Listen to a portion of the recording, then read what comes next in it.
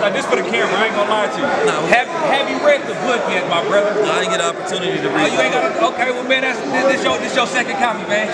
This your second opportunity, man. But I do know, you know what I mean, the B is for black wealth. You know what I'm talking about? Hey, tell me what black wealth mean to you, my brother. I ain't doing nothing. I'm about to get It means power to me. It means healing to me. It means us having the ability to liberate ourselves. And you can't have freedom without liberation. You can't say what you want to say and do what you want to do. I'm tired of starting over. You feel me? I'd rather have the next generation to where they starting ahead of us. What's it going to take for us to create the conditions for the next generation to start ahead of us? What are the key principles that we need to put in place as a community? Well, first, self-development is the basis for community development. So if I can't get the black man right, then we can't get nothing right. The black woman can be right all she wants to. If the black man not right in his mind, in his self-belief, in his own faith in self, in his own self-knowledge, we can't do nothing from there. What do we do with it? Because a lot of people feel like they got high levels of consciousness. It's a lot of us walking around feeling like we got it. But what are the actions that tell me that I'm actually creating a foundation for who and what is next? Show me proof. Build something. Okay. All we need to do is build something. What? What do we need to build? Well, it's a lot we need to build because we don't have just about anything. Where you start so at? we start with institutions. Okay. First we go into education. Right? Education is that foundation that controls what we think and what we do. Right? Then from there, because that's an institution that you pass on, meaning that it has a foundation that's going to last over time. Right?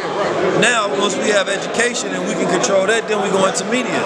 Right? We control the attitude of what we think, what we believe, and how we operate. You feel me? This is media right now.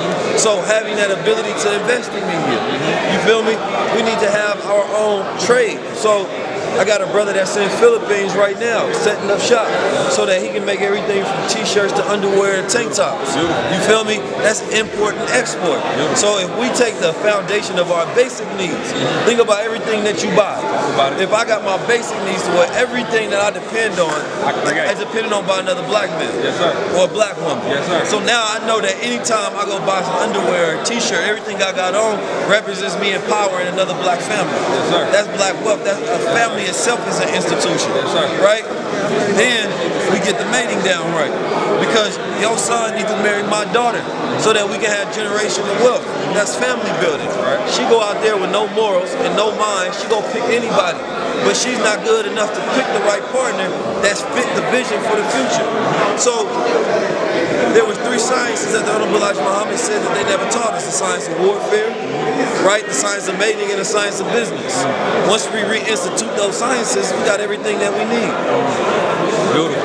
So what I'm hearing education is first. I'm hearing manufacturing is what I heard you talking about. Manufacturing. 100%. And I heard you talking about who we make with, who we connect with. And media.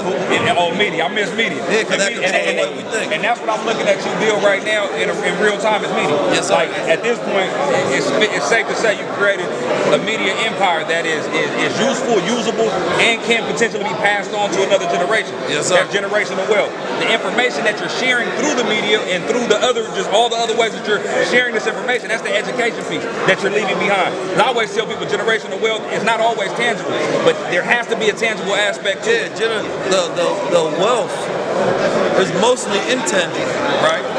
If my pops teach me his mind and the way he think, I inherited that. That's an asset that I have in the world now that I can, over time, constantly reinstill. Right. Every family should have some sort of vision and values. We used to have crests. The crest would be broken up in like 4 different sections on what it meant, right? So now you know what that family represents. That's your true inheritance. We follow industry and knowledge. Right. So the wealth, the assets, that shit can wither, right? But if you a mathematician and you teach your son to be a mathematician, now you got a family of mathematicians. Let me give you a great example. So my grandfather was born in 1899. He had a 3rd grade education. He was a black man. The only way to make money back then was to work with your hands. But he always told my father, pay yourself first, son, and white folks already got some money. My father told me that same lesson. Don't you know in 1937 there was a book called Richest Man in Babylon? Mind you, my grandfather's a grown man at this point. You know the main principle of the richest man in Babylon? Pay yourself first. So my grandfather already had this knowledge and this wisdom, and he didn't have no way to do anything to enrich himself with it, but he can enrich the next generation with it. So 2 generations later, My grandfather with a 3rd grade education, and his grandson has a book that he wrote with the principles that were passed on from my grandfather to my father to me. That's generational wisdom that is turning into generational wealth. We sold 4,000 copies already. Is generational wealth. Absolutely. We sold 4,000 copies so far. Yes, sir. Imagine if a brother like you get on TV and tell everybody how dope it is. I got 2 at the house. Because you already got one.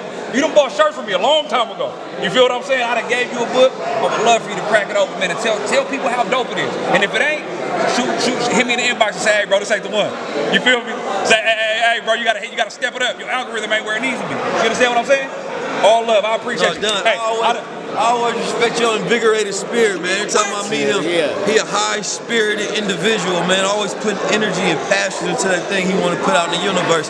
I be meeting so many people, they be dead, and then want me to give life to their dream. I can't do that. Talk about it. But if you already living and you passionate about it, I believe in it because you believe in it. Yes, sir. Yes, sir. And that's what matters the most. Yes, sir. Hey, 19 Keys was the first person to tell me what an NFT was.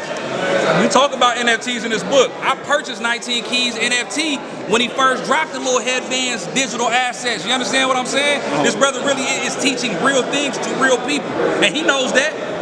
Matter of fact, he posted a video of me talking about it when it first happened. And I appreciate the bro. I got like 200 followers that day. I appreciate this brother for sharing what I was able, but I did that in love. I said, man, this is the brother that taught me about this. What do I look like taking information he gave me and running off to somebody else and giving them money based on what he gave me?